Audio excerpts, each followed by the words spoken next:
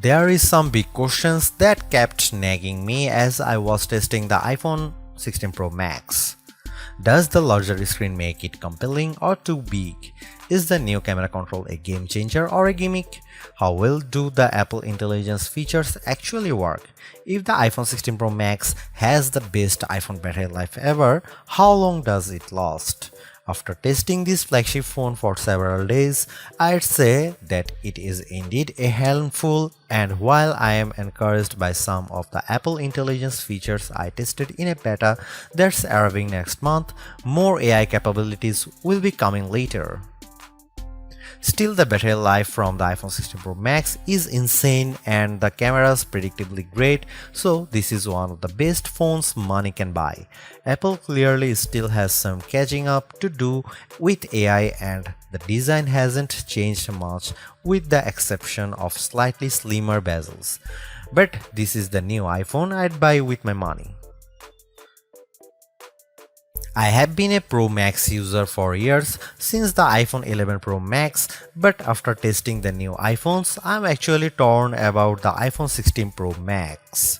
It has the largest display ever of any iPhone at 6.9 inches. Yes, the thinner bezels help keep the device somewhat compact, but it is still taller, wider and heavier than the iPhone 15 Pro Max, which I thought was the near perfect size and weight for a big screen phone. I have gone from feeling like I cheated the system to feeling slightly cheated. This might be an unpopular opinion, but I think the new Pro Max is a little too big, at least for my hands. It's more of a stretch now to do simple things like scrolling through web pages or TikTok, and once you put a case on your iPhone 16 Pro Max, it's like a mini tank. The good news is that the Pro Max is built to be more durable. In addition to having a titanium band, Apple claims that the improved ceramic shield display on this model is 50% tougher than the last generation. We can't drop these units, but on paper it's encouraging. The iPhone 16 Pro Max comes in 4 colors: titanium white, titanium black, natural titanium and desert titanium.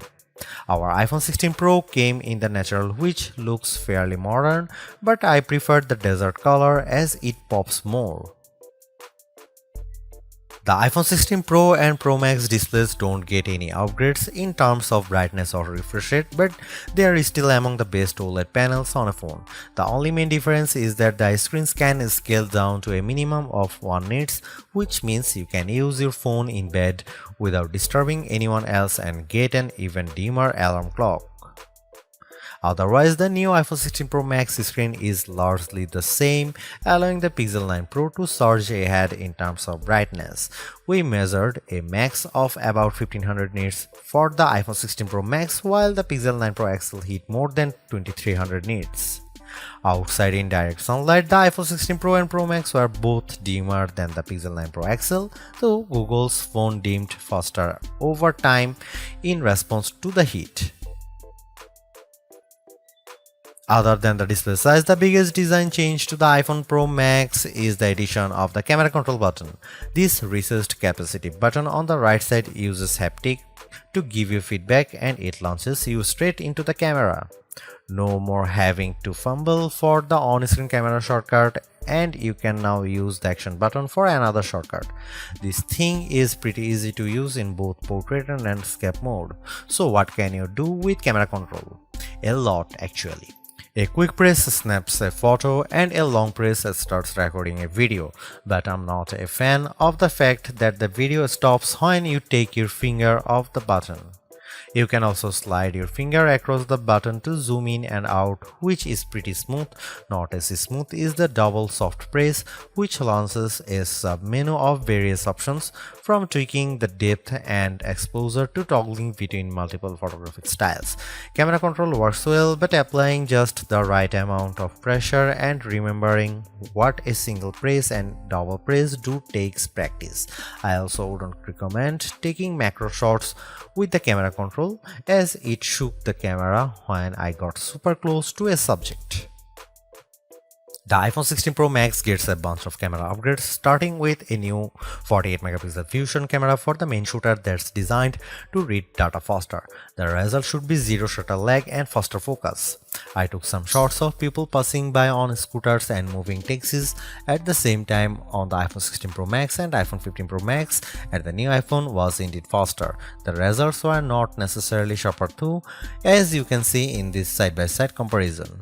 Here are some camera samples of iPhone 16 Pro Max.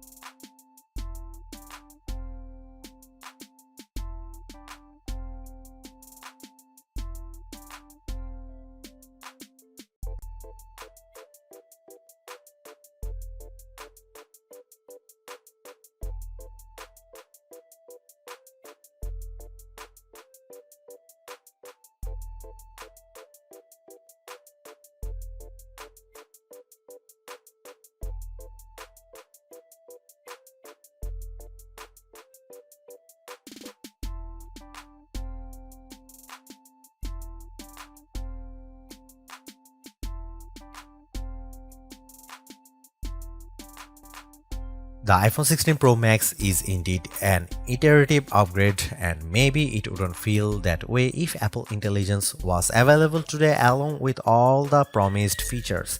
Instead, it's going to trickle out over time, so I would not to be in a rush to upgrade.